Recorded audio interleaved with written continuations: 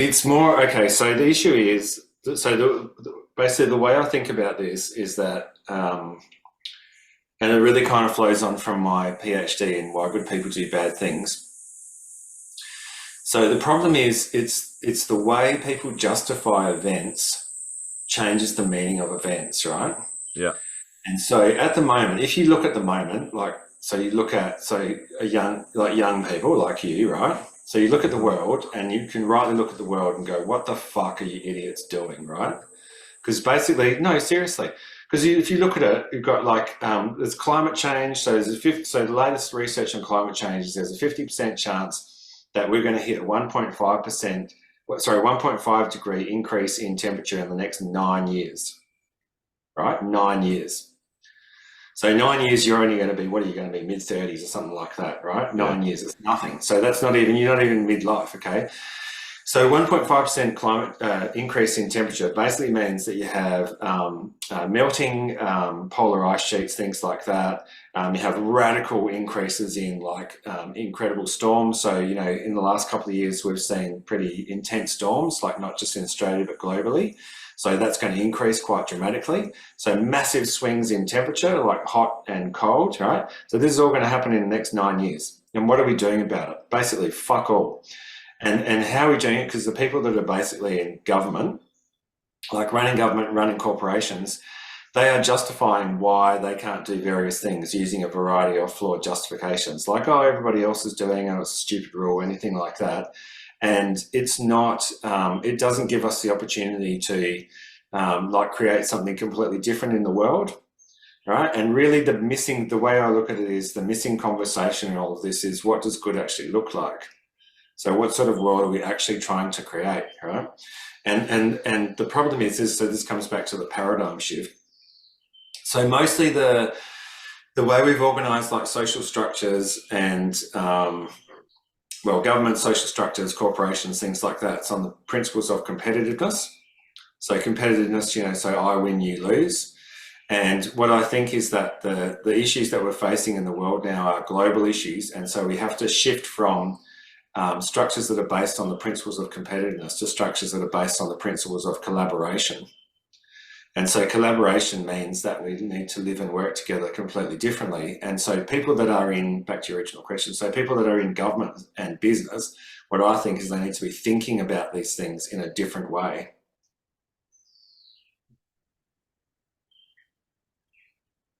Can you Yeah. hear me? Yeah. No, I'm just looking at this. I'm still fucking Chuck Norris, but uh because I don't know if it's a fucking conspiracy or like um I'm not getting all of the whole picture, but I hear and I can sort of see on the surface how this could be true, is that the big global companies, they want to keep using fossil fuels, and they want to keep the electricity and all that, like they want to keep everything going the way it's going so they can keep making more money rather than shifting to solar, shifting to um, you know, different, more environmentally recyclable kind of products and stuff like that. Is that true, or is that like just a conspiracy theory? Well, yeah, it's true because it's all about money, right? Yeah. Have a look. The big issue is that there's a massive divide between the rich and the poor, right? And Yeah. so you're deluded into believing that like developed countries are organized on the basis of democracy, right? So like one person, one vote. But the reality is that the way the decisions are made in big countries is not on the basis of democracy. It's really on the basis of whether or not you're able to lobby. There's some recent research that's been done on this about whether or not countries like America and Australia are actually democracies, or if the decisions that are made are actually influenced by how much money you're able, or how much you're able to lobby the government and put pressure on them from a money-based perspective. And the truth is that it's not we're not living in a democracy, right? And the thing is, like the people who have lots of money, like if you have lots of money, or if you're running a big corporation that's making lots of money, you're not going to willingly just go, oh, okay, just give away my money, right? Yeah. As well as being in that sort of environment, you're also driven by fear yourself. So you're driven by the fear that you're not going to have money. So there's like massive wealth in the world. Like have a look at all these, you know, if you go to like the Italian Riviera or something like that and see all these like massive like boats that are like all, you know, moored with people jumping off the back of them, cruising around in jet skis and stuff like that. They're multi-million-dollar boats, right? Have a look at the Monaco Grand Prix. Have a look at all the boats that are moored in there. These are people with like ridiculous amounts of money. And meanwhile, there's like lots of people in the world that are struggling to actually eat, right? So years ago, so you probably have to go back to about 1990. So now you've got to go back about 30 years, right? So essentially, if you wind back, so basically the 1980s, we freed up all the economies, right? Deregulation. So we deregulated financial markets, stuff like that, freed it all up, right? So less government control, stuff like that. It all boomed, went crazy.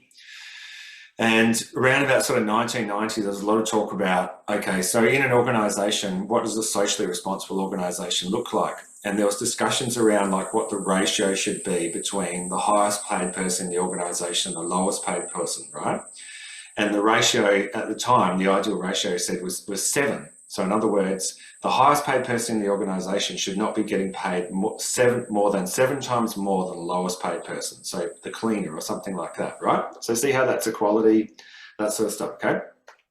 Fast forward 30 years, that's no longer true. You've got this ridiculous situation where if you're working in a corporation, you've managed to work your way up to managing director or stuff like that, your expectation is you're going to get paid in the multiple millions of dollars. Yeah. Right? Does a person who's running the Commonwealth Bank or something like that deserve to get paid? I don't know exactly what the Commonwealth Bank pays, but something like $10, $12 million. Do you deserve to get paid $10 or $12 million a year to do that job? Do you deserve, for example, and academia is the same, right? So academia, so Vice Chancellor's job. So Vice Chancellor's job is pretty much a figurehead type role, right? They go around shaking hands, doing like graduations, smoozing, stuff like that. Most of the Vice Chancellors in Australian universities getting paid over $1 million a year. Right? That's more than double what the Prime Ministers get paid. Yeah. Is that fair? Is that right? That's ridiculous. Right? And how do you justify it? See how that comes back to how you justify it? Yeah. It is everybody else is getting paid that much. And if you don't pay me that much, you won't get a good person to do the job. Absolute bullshit. Like it's absolute bullshit. We're being sold lies, right? And we're being sold these lies and it's basically screwing up the world for, like I said, younger people like you. It's a bad situation. Yeah. Tell me this: if you're looking at it and going, okay, if we're sensibly looking at all this sort of stuff, right? What sort of world do we want to create? Surely the world we want to create is one where we are being sustainable. So we're looking after the planet, we're looking after each other, we're looking after the other animals, all that sort of stuff, right? And bear in mind that we're not far away from peak population in the world. I think peak population in the world is going to be something like 9 billion people. And we're probably only about, I think it's 2045 is the forecast for peak population. So we're not far away from peak population, all right? And there's some countries in the world where the population's already peaked. Japan, it's already peaked. I think Russia's already peaked, right? So not surprising that Russia is now going on the attack because their population has peaked. I think China's not very far away from peaking. I think last time I looked, there was one developed country in the world that had a birth rate higher than the replacement rate. So replacement rate is 2.1. I think Australia's birth rate at the moment is about 1.7, right? So Australia's population would decrease if it wasn't for immigration. Oh, wow. So you think about all of that, like logically, then in a logical sense, wouldn't you make it a rule, right? If you were running the country, wouldn't you make it a rule that every single new house that's built has to be built sustainably? So it has to have its own power generation, recycling stuff. Wouldn't that just make logical sense? That would make a lot of sense. Why doesn't that happen?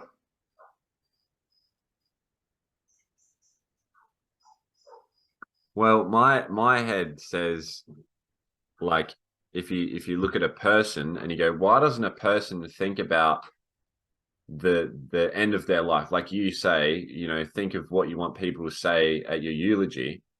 And you ask someone that question, they go, oh, what? That's silly. Why would I want to, like, that's too far in the future sort of thing. But it's like, well, it's not really. Like, think about what you want to create, what legacy you want to leave. And you know, create that intention in your daily life.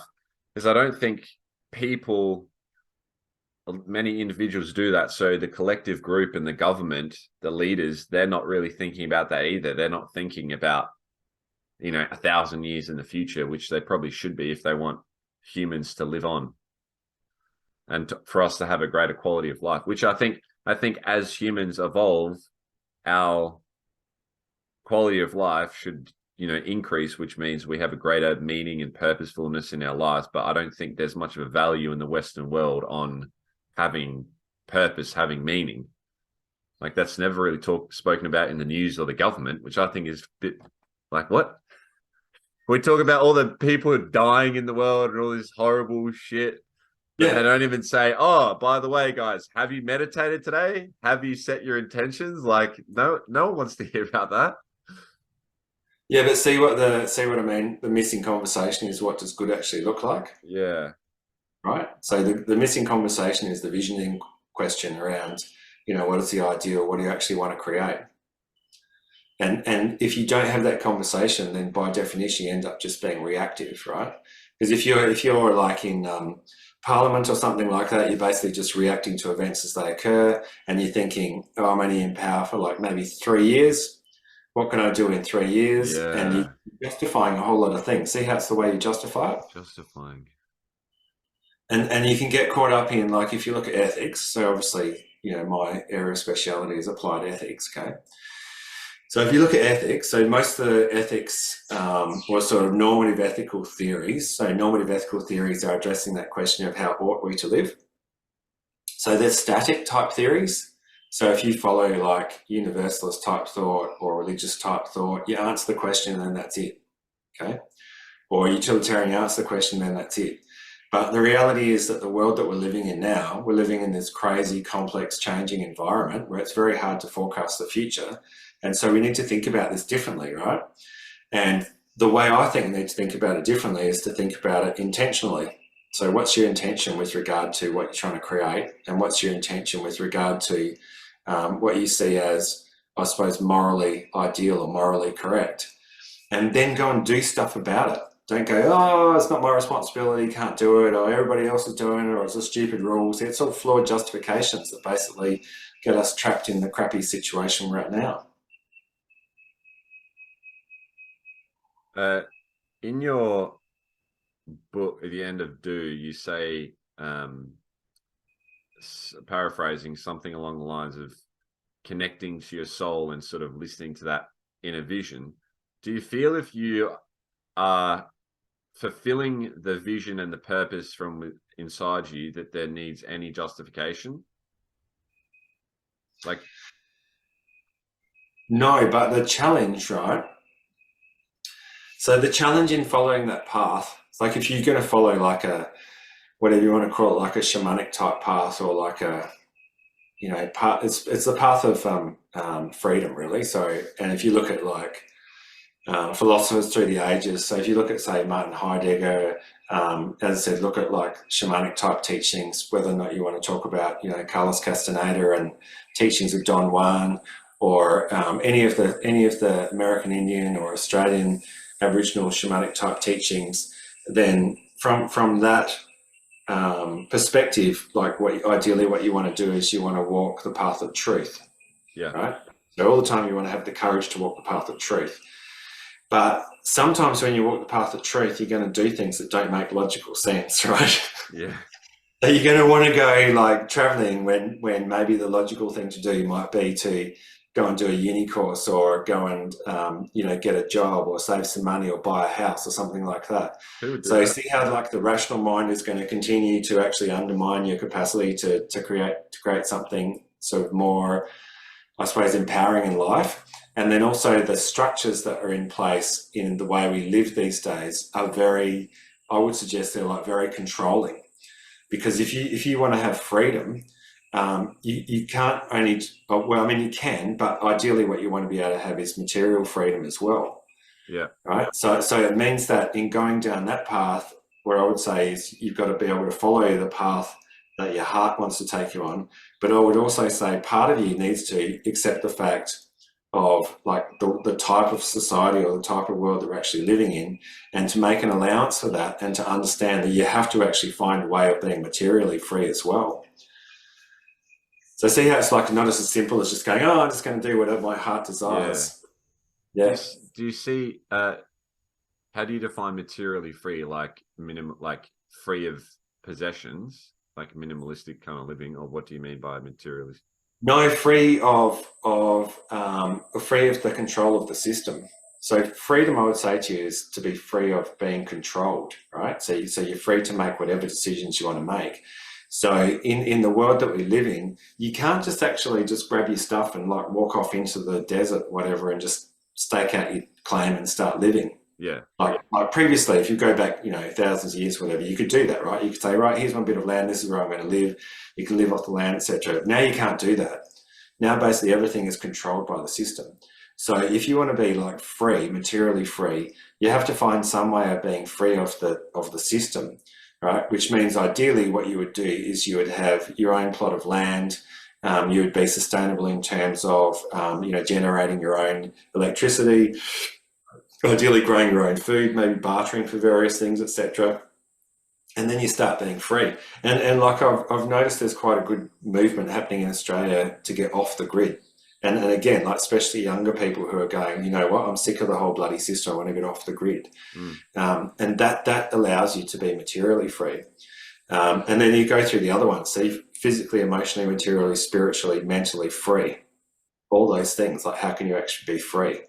And again, I'd go back to existential type philosophy and Heidegger, and that's basically what he says, is that ideally and ultimately what you want to be is free of them, right? And them is basically all of the system, all the people that are telling what you should do, what you ought to do. That's the challenge.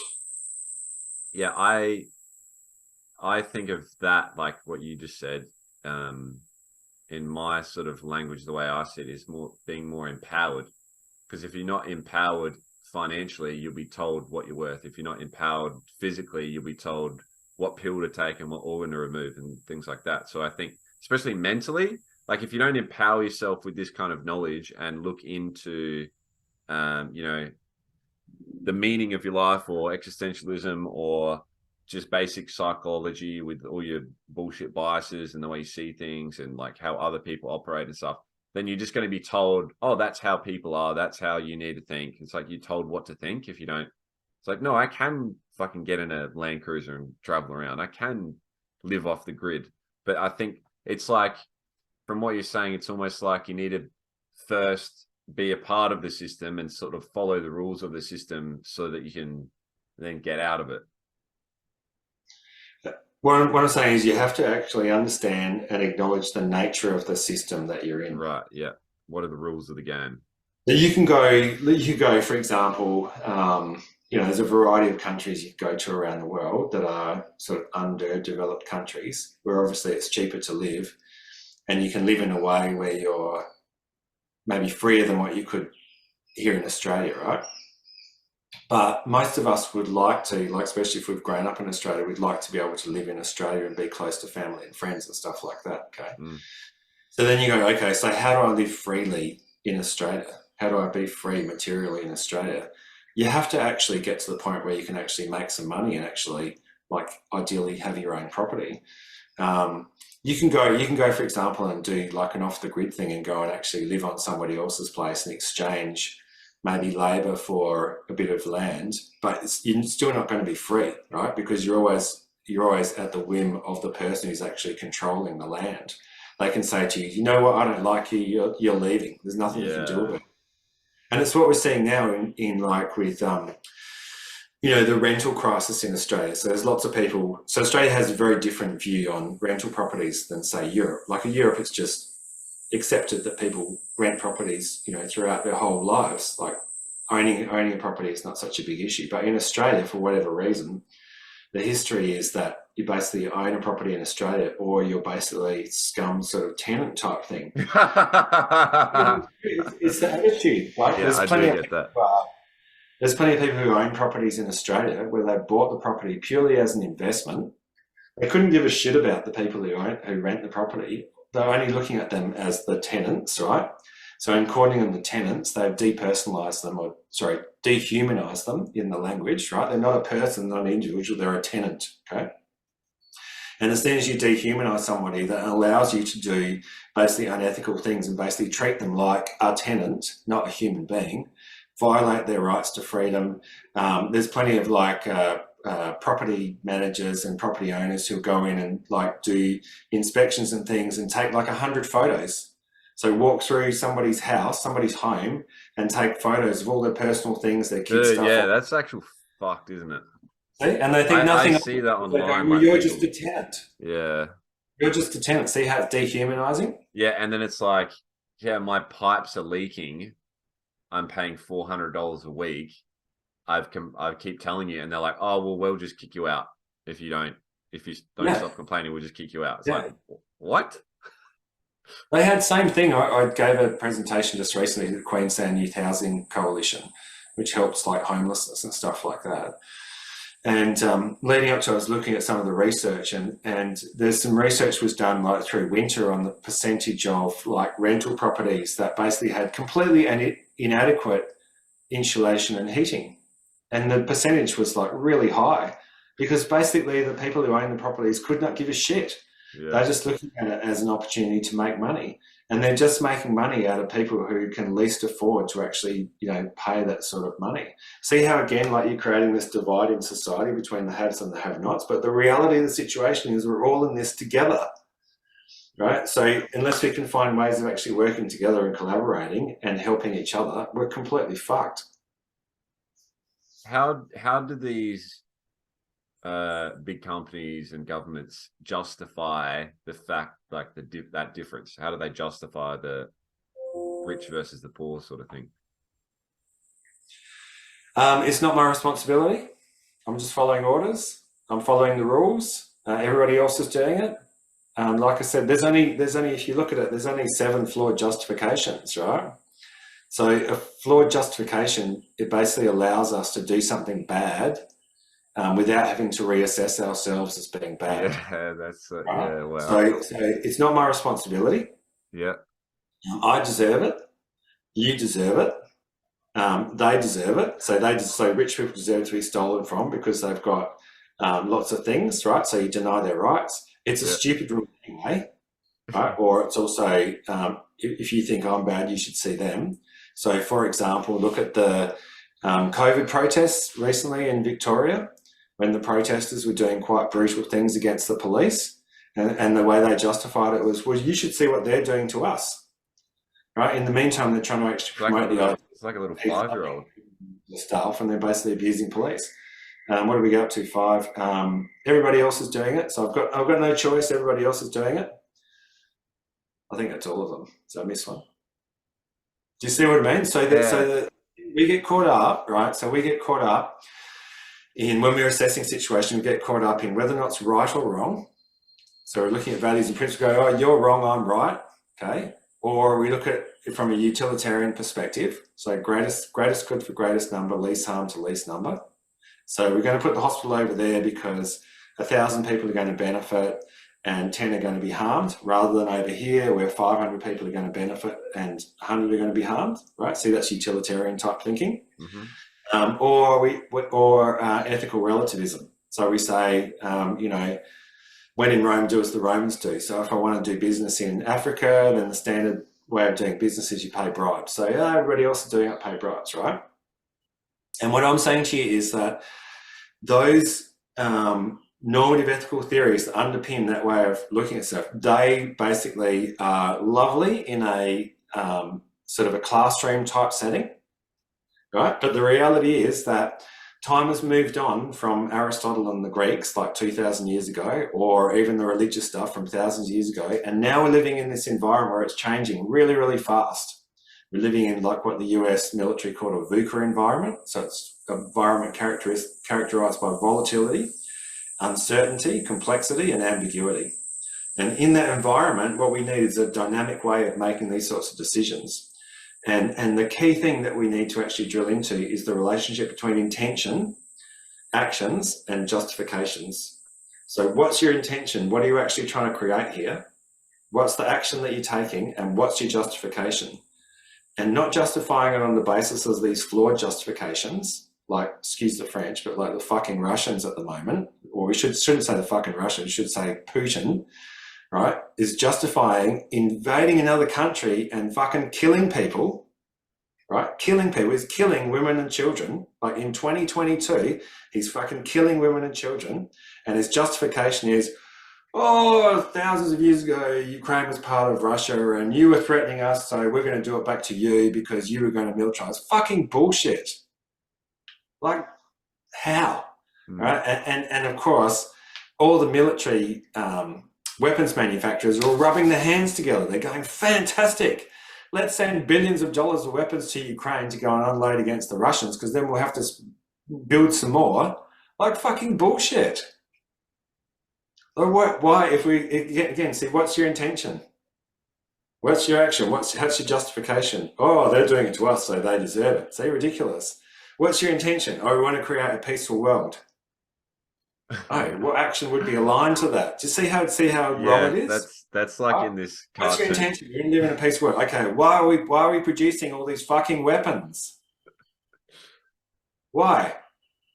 Why don't we just ban production of weapons? That reminds me of Peacemaker in the cartoon. He says, I'm dedicated to achieving world peace, and I'm going to kill any women and children that stand in my way.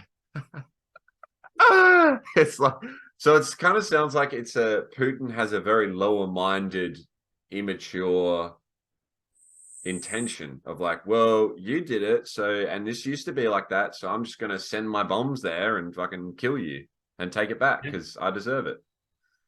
Yeah, and now they're, because Ukraine is, the military in Ukraine has forced some of the Russians back. So now they've changed their strategy to basically destroying all of the energy generation infrastructure in Ukraine. So coming into winter, they're all going to fucking freeze to death. Dear God. That's what he's doing. See, it's stupid. It's a stupid scenario. Like, and meanwhile, like I said, right? Latest forecast is within 9 years we hit 1.5 degree temperature increase. So sure, you might go and blow up Ukraine, whatever, wipe Ukraine off the planet, but basically the population of Russia's already peaked, so your country's already dying, literally. And we're in an environment where the weather changes are going to get so radical that I think potentially Russia ends up being frozen to death anyway. See what I mean? So it's like, surely we need to get to the point where we're actually going to say, please, can we all work together? Well, it's right? just... I'll tell you what the answer is from like all of us, is basically what we have to do is neo-capitalism, right? So we have to take some time individually to work out what we actually believe in, like what our intention is in terms of what our values are and what sort of life we want to lead. And then we've got to make sure that all of our actions are aligned to it, especially with regard to the way that we interact with the economic system, right? So the way we spend our money, earn our money, invest our money, any company that we support, we have to make sure that's aligned to our values and intentions. So it's like the Gandhi sort of, be the change you want to see in the world sort of mentality, where it's like, okay, this government leader is justifying their actions. They have lower-minded intentions. How can I have the highest sort of self-actualized conscious intention and actions and make sure that I'm not, oh, well, I buy an iPhone just because everyone has an iPhone. I don't care about the fucking Vietnamese kids working all day and night and killing themselves but everyone has an iPhone. It's just cool. So it's like, okay, I'm going to take, kind of like the Dostoevsky, take all the responsibility and onto my shoulders. Is that sort of that radical? You have to. We're running out of time. Yeah. And the thing to remember about this, right, is that a value isn't a value unless you're willing to pay a price to uphold it. Yeah. Right. And the price you're going to pay is letting go of a particular desired outcome. Yeah. Right. So you might, for example, like go back to your iPhone example. So you might go, okay, I want to buy, like I have a desire to buy the latest iPhone, whatever it is, 14 now, right? But you go, oh, okay, my values are that I want to make sure that I'm buying things that are sustainable, whatever, recycle, whatever, whatever. And so if I want to uphold my value, then I'm going to let go of the outcome of having the latest iPhone. Hmm. And it's like the greater your own, or at least for me, the greater my vision and my mission and like my goals and what I want to achieve, the more I'm willing to pay to uphold those things, because I know the consequence of not investing in my authentic self is, you know, a decline in the world, basically. Because if I'm not changing, why the fuck is anyone else going to change? Yeah, and it has a cumulative momentum to it. Yeah. Right. So if you start making little compromises, so say like so let's go, you go, okay, I wanna be able to go traveling, so I need some more money, so I'm going to violate some of my values and go and get a job at McDonald's, right? Yeah. For argument's sake, okay? So A, in working with McDonald's, I'd suggest to you that you're supporting a corporation that's basically creating bad things in the world, okay? Bad health for people in the world. Bad health. Yeah. And then you're kind of in there, right? So you have a little bit of money, and then you think, oh, I want to buy a car, but I don't want to wait till I have all the money. So I want to go to the bank, and I'm going to actually take out a loan and buy a car. Okay. So you see how then I'm trapped, because then I need the money to keep paying for the loan for the car, but I've got my car. So see how it becomes cumulative, right? Yeah. And then because I'm at McDonald's and I'm in my car and it's late and I'm a bit hungry, I'm going to start eating the food. And then because I start eating the food, then I start getting addicted to the sugar and the shit in the food, right? And so I start feeling worse in myself, but I'm not aware of it straight away, because it's not a sudden thing. It's like a slow thing, right? It's a slow burn, okay? And then because I start feeling a bit shit in myself, then I'm basically going to go, oh, I need some things to make myself feel better. So maybe I'm going to go out and buy some things on my credit card, okay? And then I've got a credit card debt, so I've got to pay that as well. So see how now I've sold part of my soul. Locked in. Yeah. And now I'm locked in. See how it's cumulative, okay? Yeah. And then you go, oh, fuck it. Now I'm in the system already. I think I'll go get a corporate job, right? I'll go and get a corporate job, okay? Okay. So then I'm in the corporate world, and then I meet a nice girl, guy, whatever, right? Partner, whatever you want to call it, right? And I go, okay, I want a bit of money so I can like go out and have dinner and stuff like that. So then I'm a bit ambitious as well. So then I want to kind of claw my way up in the corporate world. So then I start playing the game. And then I start justifying my actions on the basis of playing the game as opposed to who I really am. So see how it's really, you start losing yourself along the way. Yeah. And then by the time you realize, oh shit, I'm in a bit of trouble here, right? By the time you realize you've got a housing loan, a car loan, a credit card debt, you're tied into the corporate world, you've got a relationship, and maybe you've got some kids and stuff like that, where your kind of expectation is you've got to like send them to a good job, good school, etc., right? And so now we're sort of early 30s, and we have no choice but to basically work, right? But then because you're working hard and you have this cognitive dissonance going on in your brain, where one part of you wants to be sustainable and the other part of you is doing this stuff, and so it doesn't kind of gel like that. So basically what happens is, and you're justifying using flawed justifications, right? You're going, everybody else is doing it, that's just the way the system works, I had no choice, okay? But you still have this cognitive dissonance going on that you've got to try and deal with. So then you need to self-medicate because you've got internal pain. So then I'm going to start drinking a little bit more, or maybe doing drugs or doing risky behavior or stuff like that, right? So see, now my momentum's pretty strong now, okay? Now, the weird thing about it is the way the brain works is once you've already made a decision, your brain doesn't want to go back and revisit the decision. The brain goes, oh, I've already made that decision. So what happens when you face the decision again is you pattern match. Again, you've already made the decision. Oh, I'll just do the same thing again. So see how you go down the gurgler like this? Yeah. right? And until there's some big crisis here, and often the big crisis is like some health crisis, relationship crisis, stuff like that, you don't do anything about it. You just spiral downwards.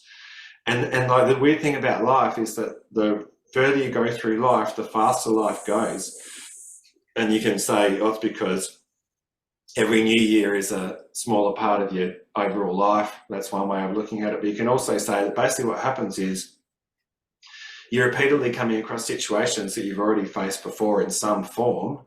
So you just continue to pattern match. So basically you just spiral, keep faster, faster, faster, faster, faster, right? And often, like in doing workshops, you'll find people who, like in their, say, 40s, and you say to them, like you talk to them about, okay, so what do you do for happiness? And they kind of look at you and go, what? So, well, what do you do, like, you know, with flow type activities, right? So one of the, I would say, best writers or sort of theorists on happiness is Mihaly, was it Csikszentmihalyi, I think is his name, a Russian guy, paradoxically. Right? But he unfortunately died last year, but really interesting guy, right? And he wrote a whole lot about flow, right? And a flow state is a state that you get into where you're so engaged with whatever you're doing that you completely lose track of time, right? So you're able to disconnect from time, you're able to disconnect from rational thought. And so from a happiness perspective, it's really important to find activities in your life that allow you to get into a flow state, okay? Because disconnection decreases stress, etc., right? So, you know, with me, so, you know me, so I ride motorbikes, right? I go for a ride on a motorbike, flow state. You go for like an hour, hour and a half, 2 hour ride, 3 hour ride, whatever, you come back, yeah, everything's cool, okay? But in workshops, you can say to people, what do you do to get into a flow state? And it's amazing, like it's literally amazing how many people in their 40s, they sit there for a while and then they turn around and they go, nothing. And you go, what? And you say, what did you used to do? And they'll say, in my 20s, I used to sing, dance, play music, do this, do that, go on board, like a whole range of different things, right? And you go, why don't you do them now? And say, life got in the way. Hear the justification? See, life got in the way. Okay. I got to my 30s, had kids, my career took off, had bills to pay, blah, blah, blah. So see, rational mind takes over. Yeah. Rational mind goes, you haven't got time to do those flow things. You need to work more. You need to earn more money. That's the answer here. But see how then you're trapped in the momentum, right? That's why, like I think now, I'm in my 50s now, and I think about like being, in my 20s. And definitely in my 20s, I was like quite pissed off about the world, about the way people are screwing up the world, and very idealistic about like wanting to change stuff in the world. And I think really I spent like, whatever it is, the last sort of 30, probably 40 years, like trying to change things in the world. And I think if anything, I think I could have been more radical than what I have been. I think you need to be more, like you kind of underestimate what it actually takes to get people to actually change. You think, if somebody sees something really logical, like I say to you, hey, look, the latest research is that, in the next 9 years, we're going to get 1.5 degree increase in global temperatures. Makes perfect rational, logical sense that we should change. Only 1%. I see how it makes perfect rational sense, right? But then nothing changes. Yeah. You go, excuse the French, fuck. See?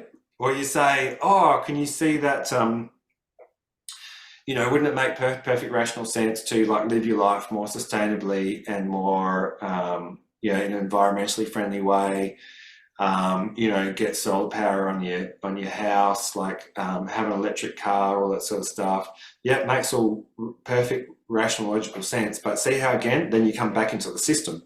Because if you want to buy an electric car, I think the cheapest electric car now is probably around 50 grand, something like that, which that's a lot of money. Okay. And same thing, if you want to put solar on your house, realistically, especially if you're going to charge a car, you probably need like 20 grand for solar and all that. See how you need money? So then you go, I need to get a job where I can earn enough money to do that. And then you're in the system again. Yeah. And then you're subject to the temptations of the system. Oh, well, instead of buying that $50,000 electric car, you could buy this $70,000 electric car, and then, hey, look, wouldn't you be like great, and everybody will think you're so clever, right? Yeah. Instead of buying that little house there, how about buying this big house? That's where it's hard, and that's where I think you need to be able to have the conversation around, again, you know, what's your intention, what does good actually look like, and I think also like have, like I was saying before, of like a mix between like this real sort of idealism, but also a part of you that's really realistic, and just acknowledge the system that you're operating in and have a plan for how to operate within that system. Yeah. See what I mean? Yeah, I think it's really like we're so stressed, and like you said, we're getting stuck in that loop of systems one thinking, where it's like, well, that's what I did in the past, so I'm just not going to think and automatically just do what I've always done, because I know that's going to just keep. But it's like the definition of an insanity, right? Where we keep doing the same thing over and over and expecting something different to happen. But why do humans not have the courage to sort of jump out of that? Because it seems so, like, logically, it seems so simple. It's like, hey, don't do what you've always done. Think about it and just make a better decision. Like, why do people just get stuck in that loop? And why is it so hard to break out of it? Because we have a basic need for belonging, right? Yeah. So if everybody else is doing the mainstream stuff, part of us wants to just fit in. And it's really, really hard to be the one who is actually out of, you know, sync or out of step with everybody else. But like I said to you, now there's little communities springing up, like, you know, off the grid type communities, where more and more people are actually thinking about being off the grid. Yeah. So I think it's slowly getting there. And as I said, like, I think that you have to live in hope, right? There's like, I think it's Martin Seligman. He writes about the distinction between pessimism and optimism. And when they do the research on pessimism and optimism, basically what they find is that pessimists are pretty good judges of reality, right? And optimists are actually delusional. Yeah. So your question is, right, do you want to be a realistic pessimist or a delusional optimist? Think about that, right? And personally, I'd rather be a delusional optimist. But if you recognize that in being a delusional optimist, you are being delusional. See what I mean? You are being delusional. You've got to take care of the reality situation as well. And the reality is that we're living in this material world. And again, like, ultimately what I'd say is that the ultimate goal out of all of this surely is to be free, right? And free to be able to choose, like, whatever you want to choose in whatever situation. And part of that freedom has to be material freedom as well. Well, what if you went one step further and you said, well, the goal is to change, like what you're doing, is to change the government system so people don't get sucked into those traps where it's like, instead of going to buy a house, it's like, oh, you're only making, like, it makes sense why they do it, but it's like, oh, what's the maximum amount of money that you can borrow to the 1%? What's the maximum? Oh, the maximum you can borrow is $1 million. Okay, have $1 million. It's like, no, if the maximum you can borrow is $1 million, have like 500,000 or something. Like, we try and keep up with that belonging, like you said, and exaggerate, you know, what we our lifestyles to try and keep up with the Jonases. And it's like, yeah, I mean, that's what it was like when I was working at Woolworths. It was like, oh, I have $1,000 in my account. I have $1,000 to spend. And then you just keep working and just pay more. Then the more you earn, the more you spend. And then you're just like, oh, I'm not really that happy. I'm going to spend more money. It's like that. But it's like, no, it's not. Buying things doesn't make you happy. It's, you know, setting something that's aligned with who you are and then sort of going after it, which I think is the paradox of, if you want and you try to have an easy and a comfortable life, the more you try and have an easy and comfortable life, the harder and more challenging it actually is. No, I don't think so. I don't think you should tell that story. Because see, if you tell that story, you undermine your capacity to create it. As in, You see what I mean? I feel like my life is easy and comfortable in a way where it's like I just sit around reading books and talking to people and walking on the beach, which to me is easy, but at times it's hard because people criticize me and say things, and it's hard because I don't have the financial opportunity. Like my friends are buying houses, like my friends are buying houses. Oh my God, I'm so far behind. Yes. But it's I guess you can't help it but wonder, oh, what if I went to uni and got that job, and then, you know, but I think Then you get see then what arises out of that is existential angst. yeah, Right? So existential angst, you start to have anxiety, right? Angst about the state of your existence. like See how you go, I'm not like doing enough.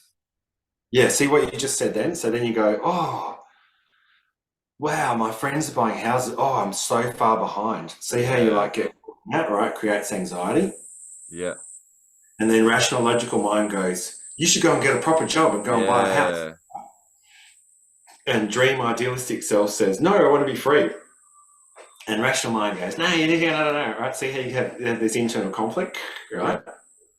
So what I'm saying to you is like, you got to do the work on this side to like work out like what do you actually want in life, like what's most important to you, what are your values, all that sort of stuff, what are all the spiritual practices and things you want to do, right? But then on this side is understand the reality of the environment that you're living in. Okay, so the reality of the environment that you're Right. living Okay. in Australia, we're living in a material world. That's as simple as that. That's the structure. The government basically and corporations basically control a whole lot of things. So you have to find a way, you have to have some strategy to be able to let go of this, right? So that this part of yourself can be completely free.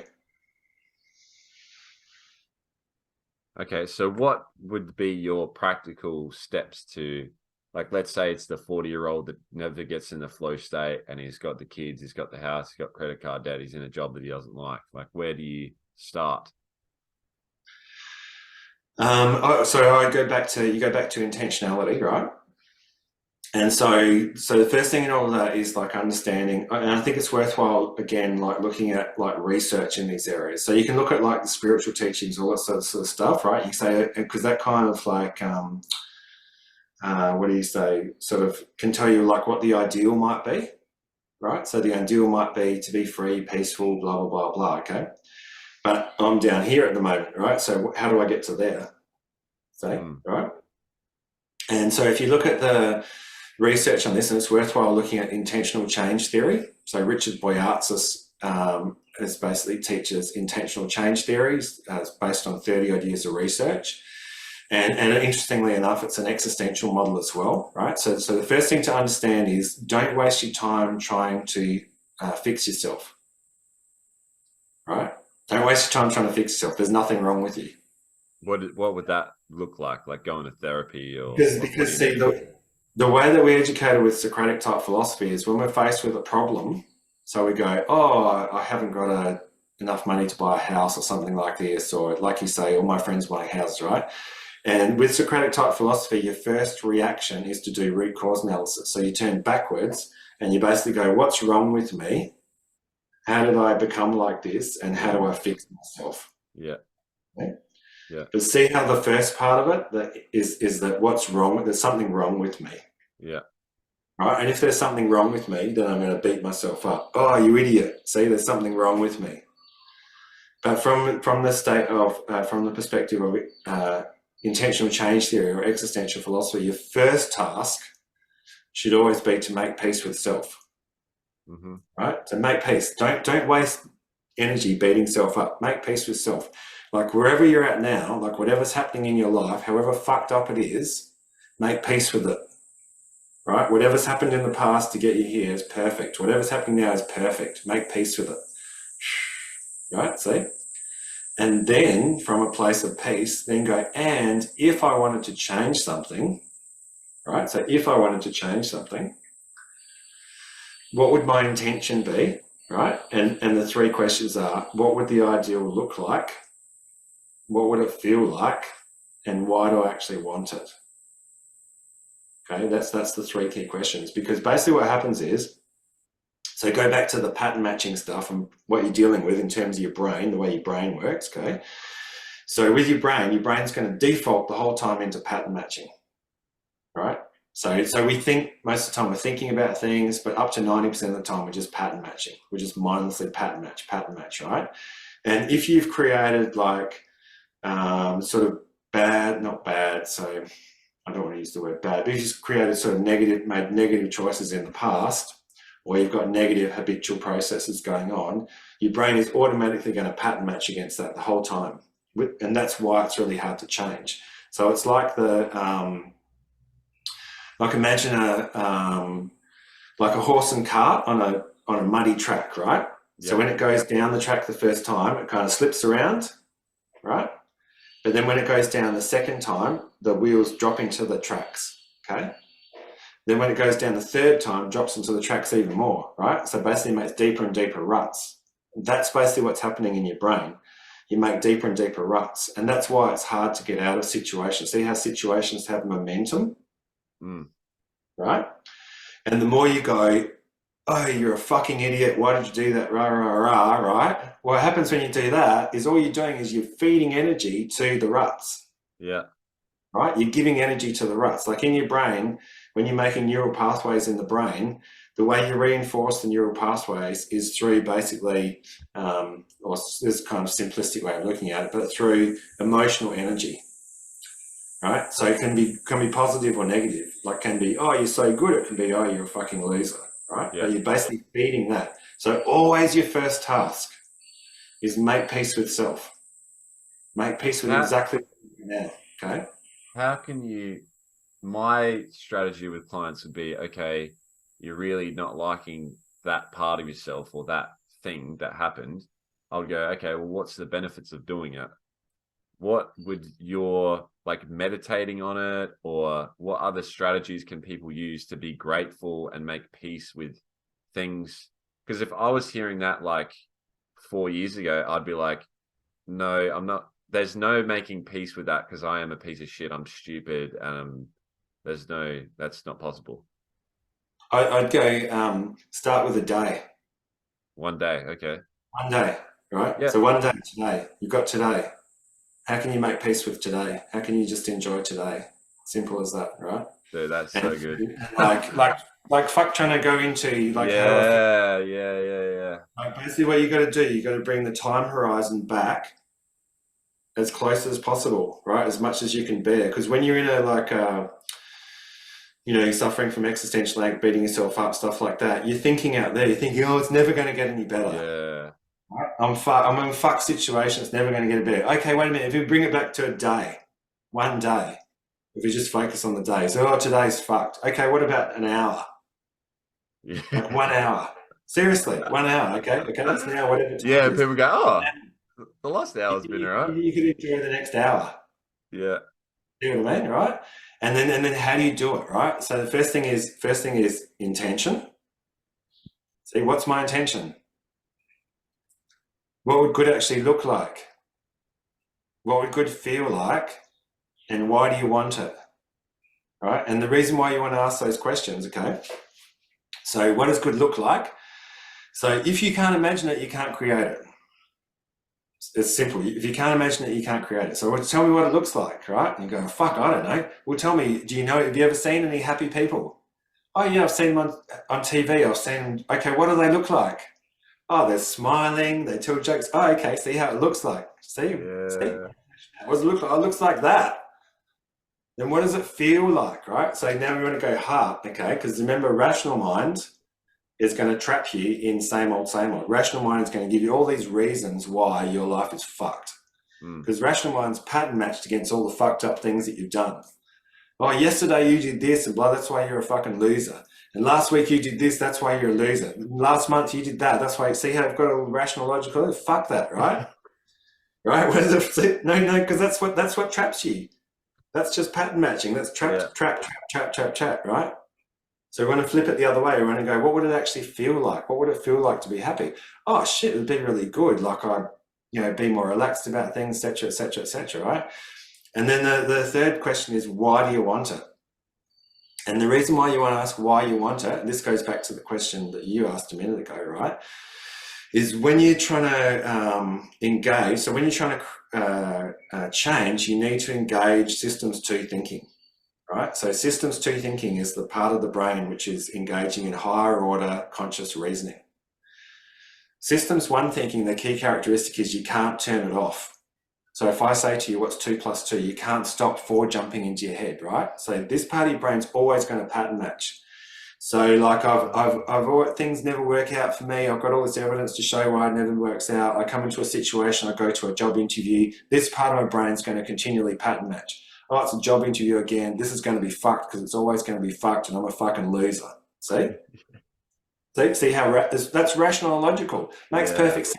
I can give you all the examples going back years to explain to you why I'm a loser. I'm a loser because this, and this. That's why I'm a loser, right? Makes perfect rational sense. So we want to break out of that, right? So you want to engage this type of thinking. This type of thinking is higher order conscious reasoning. Now, the key characteristic of systems 2 thinking is it's lazy. Doesn't want to fucking do anything. It's the teenager lying on the couch, clean up your room. No, I'm busy. Watching TV, right? Okay. If you want to engage this part of yourself, right? The way to engage this part of yourself, it has to be emotional. It has to be emotional energy. It can't be rational or logical. You can't go, oh, I have this really rational, logical reason why I should get a job, a new girlfriend, blah, blah, blah. No, I've got a whole lot of rational reasons over here. I want the emotional stuff over here. Why do you want that? Why do you want to be happy? Oh, I want to be happy because like it would feel better. Okay. Why would you like to feel better? And this is where it's worthwhile looking at the work. I think you've come across the work of Simon Sinek, Sinek. Yeah. And what he says, you should ask why 5 times. So 1, 2, 3, 4, 5, right? So I want to be happy. Why do you want to be happy? Because I want to feel better. Why do you want to feel better? Oh, so I can do more stuff in the world. Why do you want to do more stuff in the world? See, so I can have a better life. Why do you want to have a better life? See how we're going deeper? It's all emotional, right? So you have those 3 questions, and then you go, okay, so, and this is intentional change theory. So then you go, okay, so where am I at now? Like, what am I actually doing right? Oh, I'm getting up in the morning, I'm eating well, etc. See how that's good? See, good, right? What experiment could you run to try and shift things? So see how I'm not trying to fix anything? Just trying to say, what could you actually do that might just push it forwards just a little bit? Oh, I wonder what would happen if every day you wrote down 3 things you're grateful for. The research says that if you do that for 3 to 6 months, you're going to bump your happiness up by 15%. I wonder if that actually works. See how it's experimental and see how it's engaging with curiosity, right? And with this stuff, what I say is like the superpowers are curiosity and gratitude. Yeah. Curiosity and gratitude. I wonder what would happen if. Oh, fuck, I'm so grateful for the fact that a butterfly just landed on my arm. See, it's curiosity and gratitude, right? Poison, cynicism, and sarcasm. Cynicism diminishes your capacity to have faith, right? And I don't mean religious faith. I mean faith in terms of faith by definition is a belief in something where there's no direct evidence, right? So if you think about, if you're trying to believe in some bigger vision, you have to have faith by definition. But if you're cynical, if you go, oh, fuck it, it's all bullshit, the only thing I believe in is what I can feel and touch. Basically, you undermine your capacity to change. So you become cynical. Everything's fucked. It's all a conspiracy. Nobody gives a shit about anything. See how cynicism completely fucks you up? Yeah. And then sarcasm, right, diminishes your capacity, your relationship with truth. So it diminishes your capacity to have truthful, deeper relationships with people. You know how people are always sarcastic? And you look at them and go, what do you actually mean by that? Like, what's actually going on? Or if you start being sarcastic with yourself or with other people, then you start same thing. You start doubting, what do I actually mean by that? What's actually going on here, right?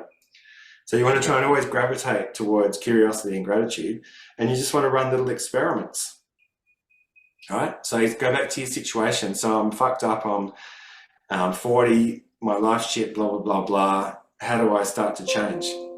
make peace with them in the moment, right? Whatever's going on, I choose to, because remember, power is through making choices, right? You got to make a choice, make a decision. I choose to make peace with exactly where I'm at now. Right? Now, from this position, what's my intention moving forward? Oh, my intention is to have a good day, like one day. Oh, what could you do?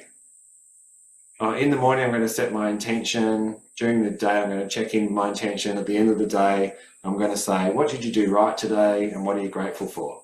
See, I've just gone around the circle. Right? And then after I've done one day, then I'm going to start working on the other ones, okay? And then if you're going to use the same sort of methodology for the rest of your life, what you could look at is physical, mental, emotional, material, spiritual. So 5 areas, right? And for each of the 5 areas, always your first task, like I said, first task, make peace with self. So if you go physically, so go, oh, far out. Oh, I'm such an idiot. I haven't done any exercise for ages and all I've been doing is eating junk food and I'm, 20 pounds, 30 pounds overweight and I just sit around such a fucking loser.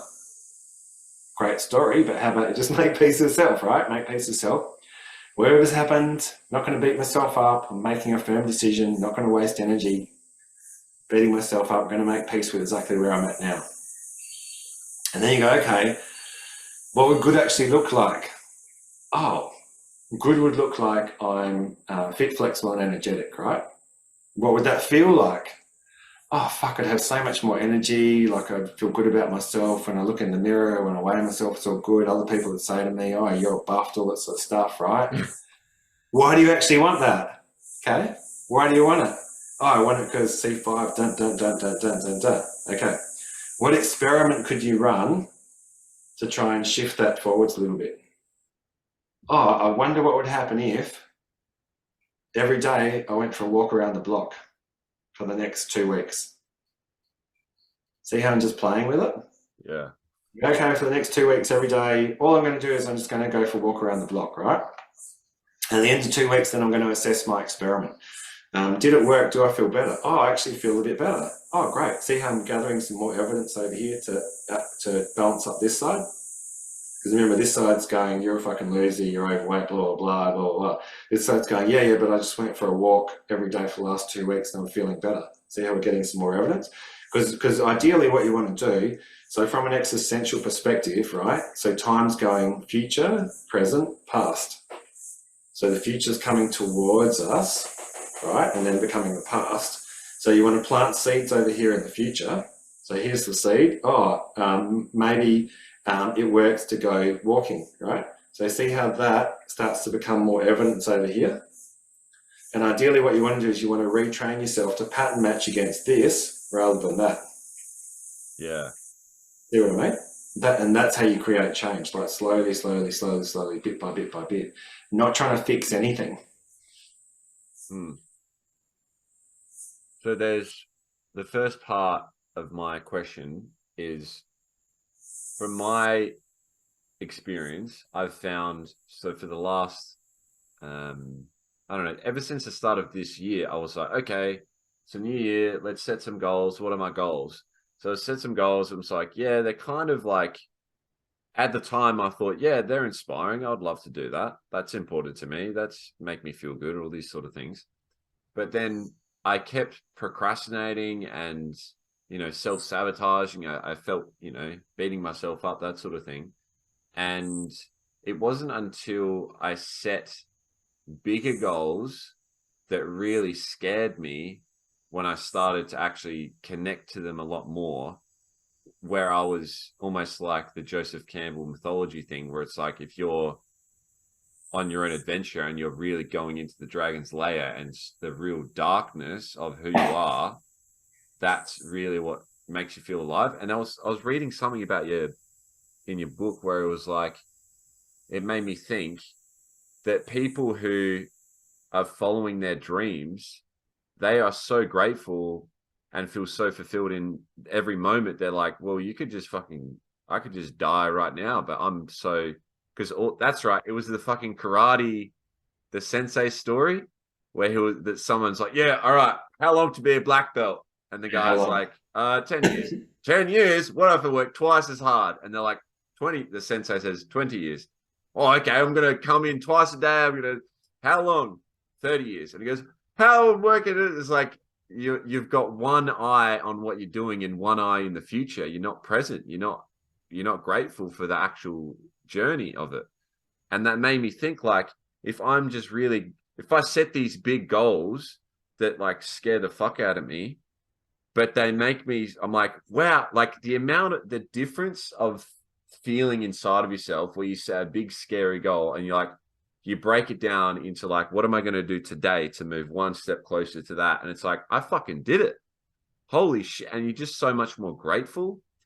So it's like, why are we so scared to set these big goals?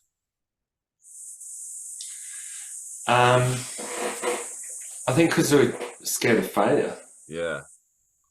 And the thing to remember though, like when you're trying to change, I think some things to remember about change is that change is only going to occur at the optimal point of discomfort. Yeah. Right. So the simple reality is that if you want to change, it's going to be uncomfortable. Right. And I think a lot of people go into it thinking that, oh, I've got all these great goals and it's all going to be a sweet gravy train ride, right? And as soon as you have like the slightest little failure or setback, you go, oh, fuck, I can't do this, right? And you give up too soon. But when you look at, again, if you look at like the research on intentional change, Boyartza says that if you want to create sustainable behavioural change, the time frame you should be working on is something like 18 months to 2 years. So think about that, like 18 months to 2 years. So most of us think, oh, I'm going to change, and you go after 30 days to create a change, that sort of bullshit thing you get told. And after 30 days, nothing's shifting and it's not working. You go, oh, this is a complete waste of time. I'm just going to go back to doing what I was doing before, right? Because it's more comfortable. It's more comfortable to hide in your box. But if you go into it like, with your eyes wide open, you understand that it's going to take a time, like it's going to take time to actually create a change, like it's going to be a journey, that it's going to be discontinuous. You're going to have like 2 steps forward, 1 step back, stuff like that. So again, if you've got your eyes wide open, you understand this is what's going to happen. Like, yep, you're going to fall down, you're going to get smashed down, all that sort of stuff. Then you're more willing to like get up and keep going with it. And the other bit, like what you said before about what's the benefit of setting really big goals. See how when you're setting really big goals, you are stirring the emotional pot? Yeah. Right? So there's more emotional energy into it, in it, and you're sort of going, oh, yeah, I really, really want that. So even the scared is emotion that's adding to that. Yeah. Yeah. But see, that's not necessarily bad. Yeah. Not necessarily but it's energy, bad. like it's energy. It's like the other night, like talking about karate, the other night I actually did a karate grading, right? And the grading went on for like 2 hours and the sensei was in a very cranky mood, okay? And I said to him when I went in on Monday, I said, oh, far out, I've never seen you that cranky. And he started going, he started kind of making excuses for the fact that he was so cranky and, that he hates doing grading. I said, no, but you've got to think about it like this, is that people don't want to go and do grading and have it be like really easy, right? And go, oh yeah, I did a grading, it's just a tick the box exercise, right? People actually want to go in and they want to go, fuck, that grading was really hard, but yeah, I did it. Yeah. See what I mean? So you got to have the energy in it. And the same thing, when you're creating goals, like you got to have like enough energy to go, fuck yeah, I really want that. Yeah, fuck yeah. Because when you get knocked down, then you got to go, no, fuck it, man, I'm getting back up again. Like that really hurt, but I'm getting back up again because I really want this. And another thing I'd say about that is like when you're doing like visioning, because like when you're doing like goal setting, basically you're doing visioning, right? And I would say visioning is kind of like it's stirring a pot, like you're stirring the emotional pot. And like if you think about like a big pot of stew that's been sitting on the stove for a while, all the bits sink to the bottom. And when you start doing visioning, you start stirring it, right? And things will start to come up. No, you can't do that because blah, blah, blah, blah, right? when things come up like that, the negative things come up, what you want to do is, no, you want to go like that. You want to go, oh, thank you. See how gratitude? Oh, thank you for bringing that to my attention, right? Oh, that's really interesting. See curiosity? I never knew that I had that little block, right? I wonder what I could do about it to let it go, right? But what I'd say is like, never go looking for what's wrong with you, right? There's nothing wrong with you. There's nothing wrong with any of us, right? You need to like find ways of like making peace. And then, like I said, then put energy into creating something new, something bigger. But in that process, as things come up, don't try and go, oh, I'm not looking at that. Like go, oh, wow, look at that. I never knew that I had that fear, right? And then you can go, what can I actually do about it? And then the other thing about it with regard to visioning is mostly when people do visioning, they do visioning on the basis of form, right? So I go, I want this thing, like it's a form.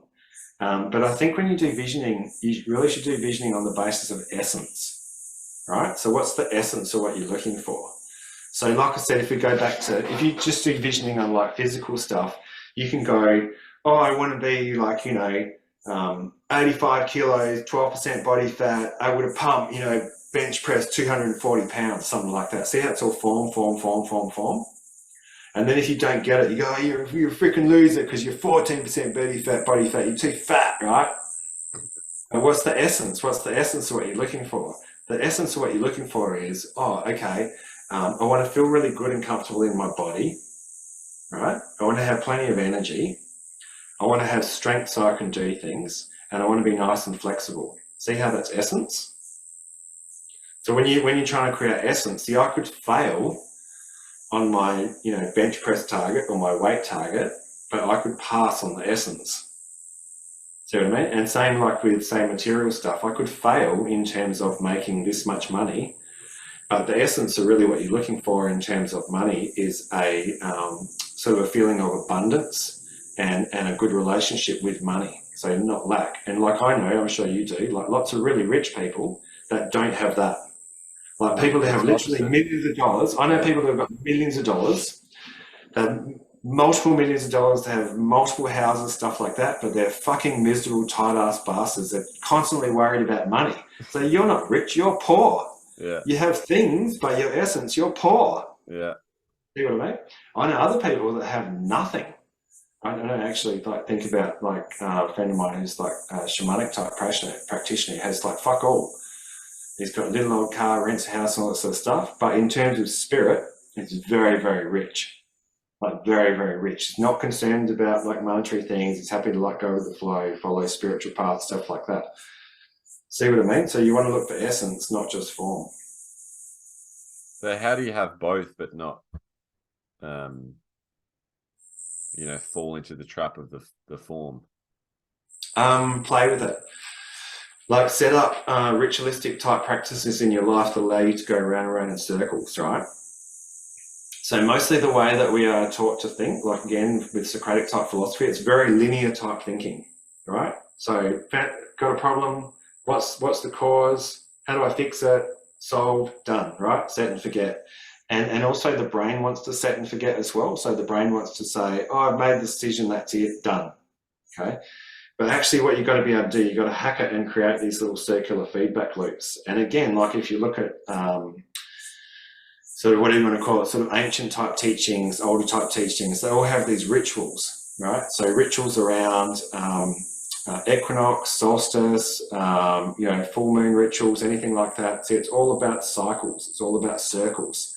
So when you're setting up like goals and things like that, like form and essence, right? You go, okay, my intention is blah, blah, blah, right? And then you circle back around, say at the end of the month, whatever, right? Your first question when you get back around here should always be like, what am I doing right? Okay, because your brain's going to default into all these things that went wrong. So we want to try and hack the brain and get the brain to go, what are you doing right? What are you doing right? What's actually working, right? And then you go, and what blocks have I got, right? And what possible solutions have I got to move it forwards? So then you have to go another cycle, right? So we want to be able to go round and round and round. And I'd even suggest to you, like in terms of life's like that as well, right? And particularly if you believe in reincarnation and sort of an ascended path, whatever you want to talk about in terms of like spiritual teaching, same thing, you're going round. What's my intention? Oh, my intention in this life is to work on this issue, get to the end of life. Okay, what'd you do right? What blocks you got? Okay, go again. See? Okay. And if you think about it, say, from a Buddhist perspective, you're trying to spiral upwards. See, so you're trying to walk a path of ascension. Buddhism, anything really, any sort of religious teachings or spiritual teaching is going to teach a path of ascension. So how do we go up? And that's about circles, right? Yeah. So a big part of all of this is to embed these little circular feedback loops. That's why, like for like a long time I've done sweat lodges, but in the last 2 years in particular, I've made like a really concerted effort to do like monthly sweat lodges. So sweat lodge is an American Indian, basically it's a renewal ceremony that you do either on a full moon or a new moon, right? Now the benefit of, and which is kind of like a traditional sauna, okay? But the benefit of like making a commitment to every month go around like that is unbelievable, like unbelievable effect. And this is where again, like,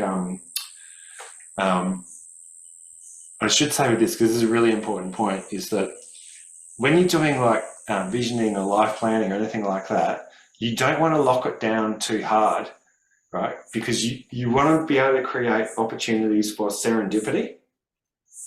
So you know how serendipity is like basically unplanned, fortuitous coincidence, right? And if you think back in your life when like really good things have happened in your life, often it's been like serendipitous type events. And so if you know that you can't plan for serendipity, then when you're doing visioning and stuff like that, you want to allow for serendipity. Does that make sense? Like basically unplanned good consequences. So when we're doing like sweat lodge, right? So sweat lodge, you build a sweat lodge, and a sweat lodge lives for 13 moons. So basically from the sort of March equinox through until the following year. So 13 moon cycles, right? So you make a commitment, okay, I'm going to do these 13 moon cycles. So logically and rationally you go, yeah, man, every month, we're going to heat up some rocks and, build the sweat lodge and put it in there, pour some water and do a sauna. See? Logical, rational. But when you start actually committing to like doing this cycle, then you come back around and then weird stuff starts to happen. Like things start to shift and things start to come up that you've never planned for before. That's serendipity. And that's where, like I say to you, when you're doing like visioning, life planning, stuff like that, allow for the possibility of serendipity. Like, and kind of expect, I would say almost expect serendipity, because then you're kind of calling that in and you're allowing that to happen and you're allowing, your life to evolve. Yeah, well, I see that as like it's funny, when I'm like uninspired and just like depressed and sitting around and I'm feeling like a failure or whatever, I don't get any opportunities. No one wants to hang out with me. No one wants to call me. No one's, I'm not meeting anyone. But when I'm like inspired and I'm really setting my intentions and I'm sort of focused, I get like so many opportunities, like too much to handle. But then it's like juggling that, all the opportunities and making sure I don't get caught up in the shiny object where I can make lots of money. Let me run it. It's like, no, how do you define, or is there a difference between a serendipitous opportunity versus a test or a challenge, like a distraction? So I know I was on the phone the other day and I said, there's this girl that wants to hang out. I'm quite like, what? Because that could be serendipitous, but it was more of a test, I feel like. So what's the difference? You'll pick it up when you circle back around, right? Because when you circle back around, like, see how your first question should always be like, what are you doing right? Or, what's okay.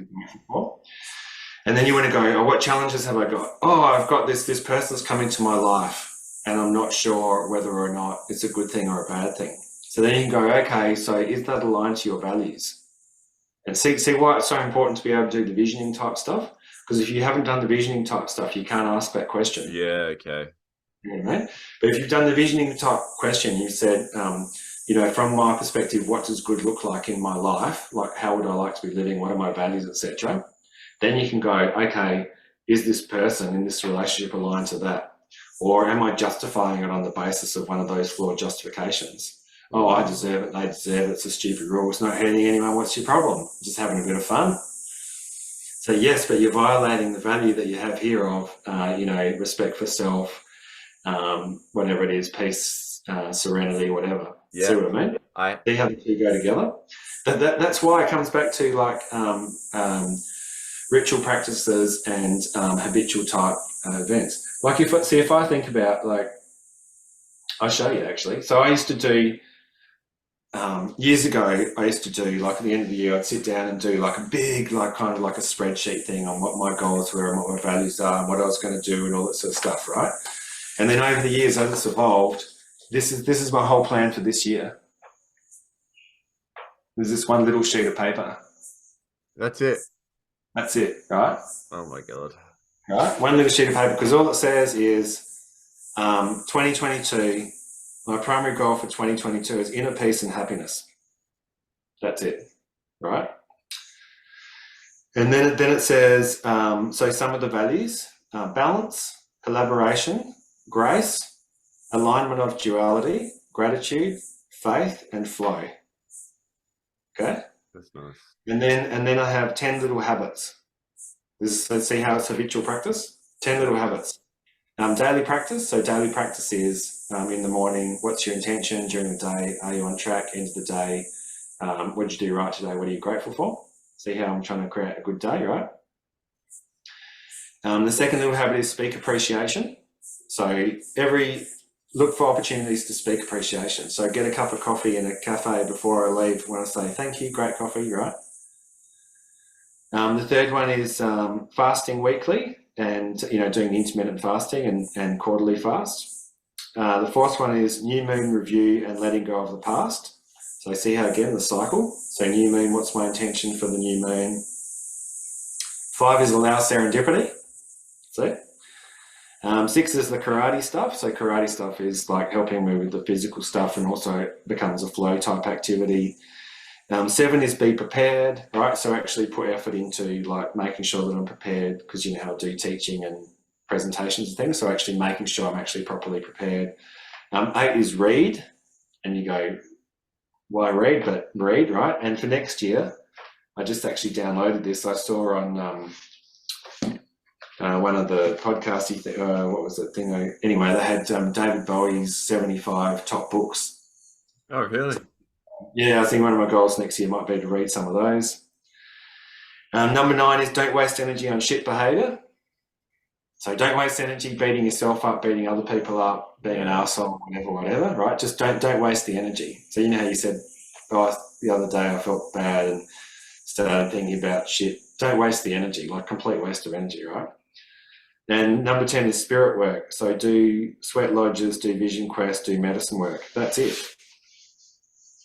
Right? And even with all of that, like, you know, from watching Grandpa die, right? It can be clutched, it'll be taken out of your hands like that. Yeah.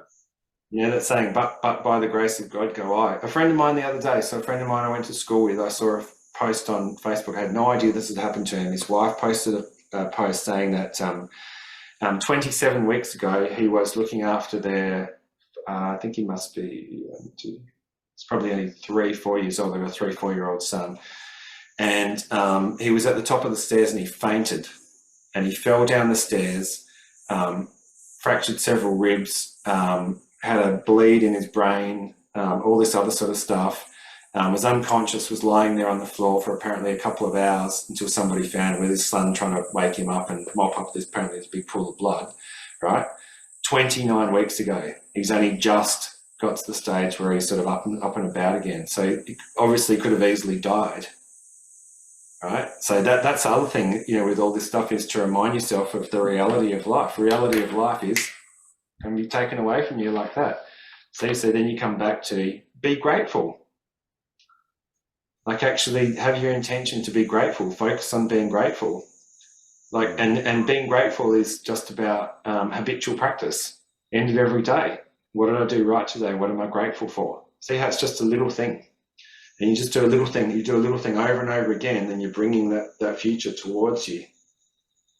And don't waste energy trying to like beat yourself up. Don't waste energy trying to fix yourself. Like make peace.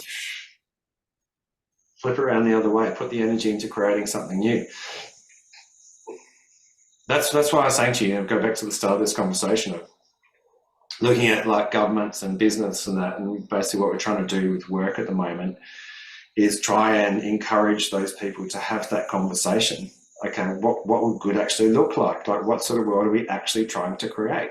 I mean, surely the type of world that we should be trying to create, you know, for kids especially, is one where the climate is not completely fucked.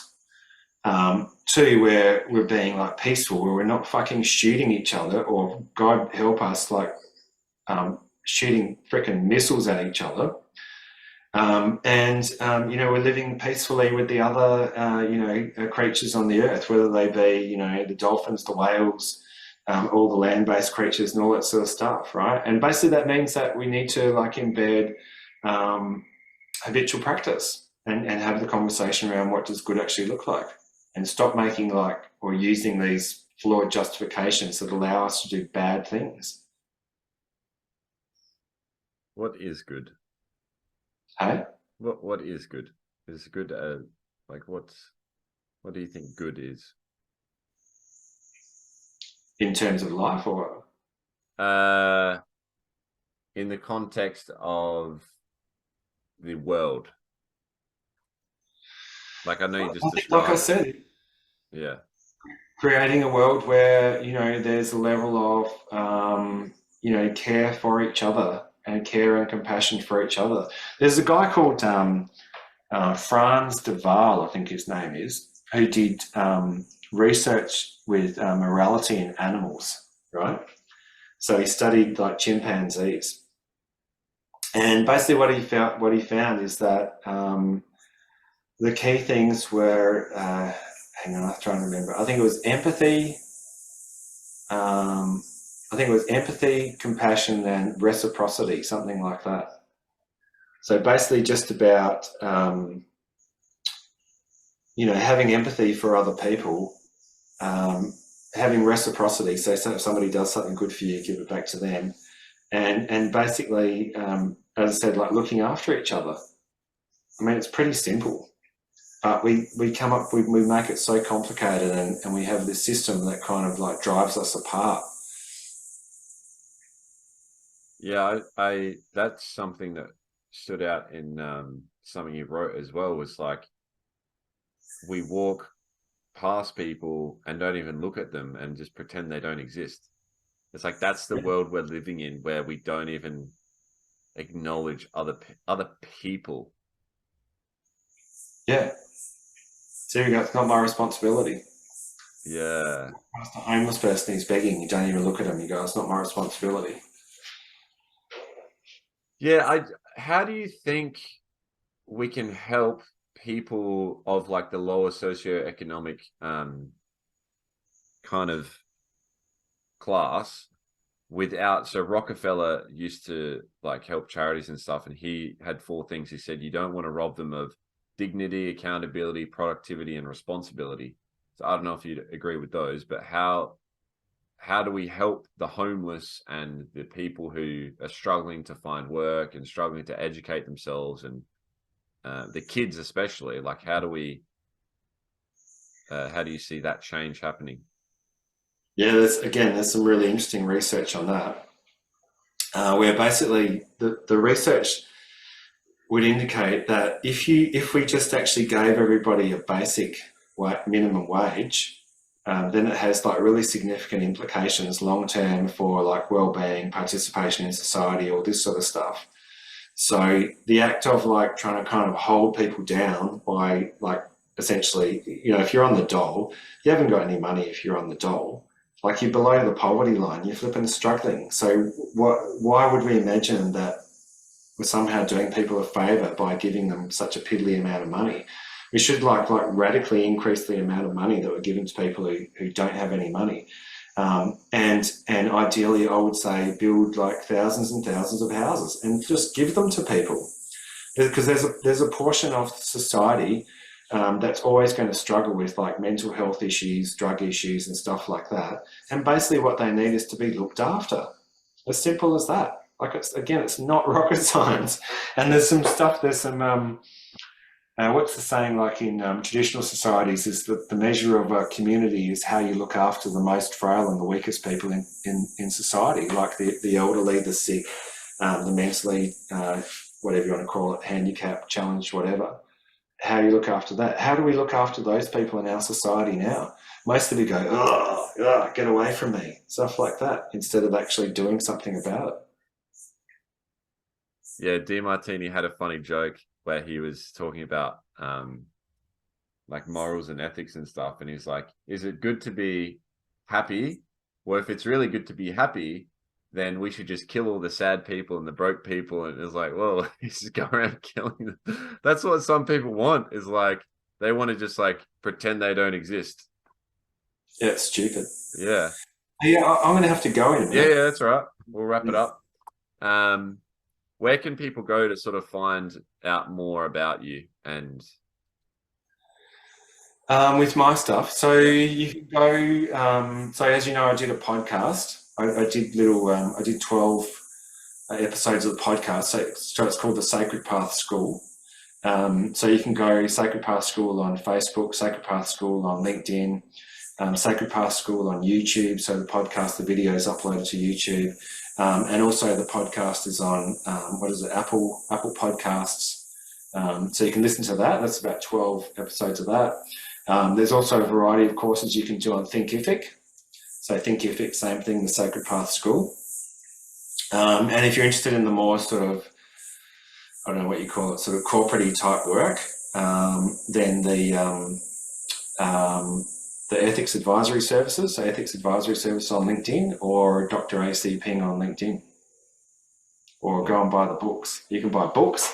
You can buy books from Amazon. You can buy books, ebooks from what's it called? Smashwords. So there's 8 different books you can buy.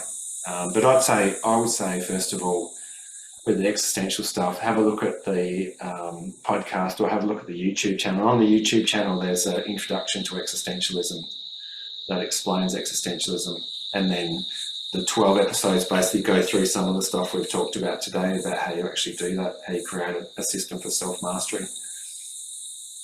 All right, all of those will be in the description.